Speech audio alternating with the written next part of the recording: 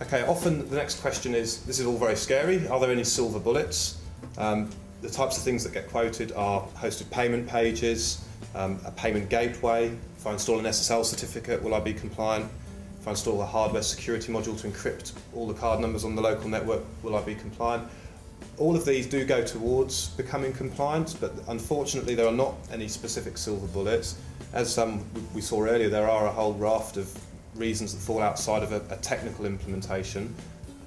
I guess moving on from there, there's some tips and tricks that can be implemented to really assist in reducing the scope of PCI and making it easier in your environment. As we saw earlier, mapping data flows, this is the first thing that I'd recommend anybody does.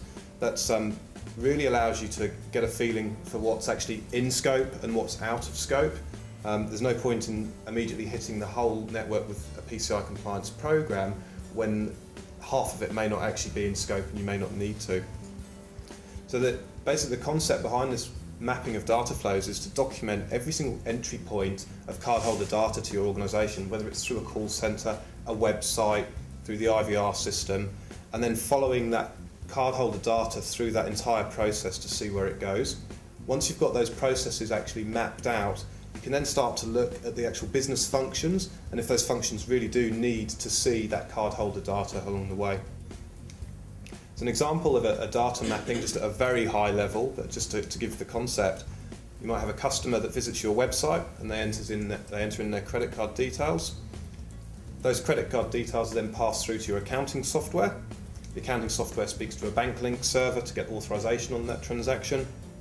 The accounting software then logs the result of that transaction into a billing system, into CRM software, and a call center then looks at that CRM software. Those transactions can then be resubmitted through those channels. So all of a sudden we've seen very quickly how the scope of PCI has moved out if those cardholder details are carried through each of those specific functions. So once we've got this mapping completed, we should then look at the actual true business needs. This really is a great exercise to avoid wasting time, again, making things compliant that may not necessarily need to be compliant. So we might be able to remove that cardholder data from those actual business workflows.